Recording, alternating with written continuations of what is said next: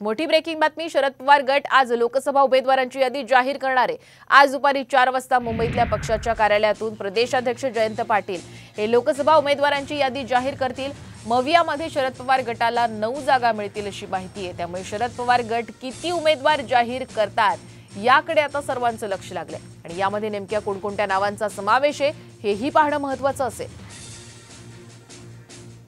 निलेश लंके यांनी आमदारकीचा राजीनामा दिला। तसंच भर सभेमध्ये लंके यांनी अजितदादा यांची माफी सुद्धा मागितलेली। त्यामुळे निलेश लंके शरद पवार गटाकडून लढणार हे आता स्पष्ट झालंय। नगर दक्षिण मधून ते लोकसभा लढण्याची शक्यता आहे।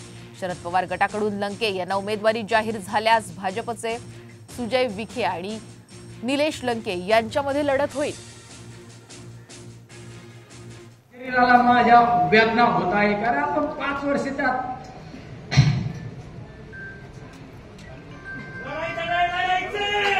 हे तुमचा शब्द आहे। हम तुम्हारे साथ हैं।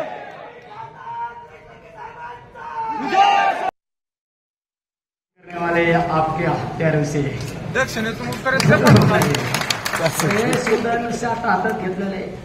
आता थांबायची वेळ राहिलेली नाही। आता ज्या ज्या नेतेमंडळींनी आपल्याला या मतदारसंघाचा चेहरा मोहरा बदलवण्यासाठी मदत केली, विशेष करून आदरणीय अजितदादा पवार साहेबांना, ते माझ्या समोर जरी मीडियावाले तिथं सुद्धा मी त्यांना सुद्धा माफी मागतो।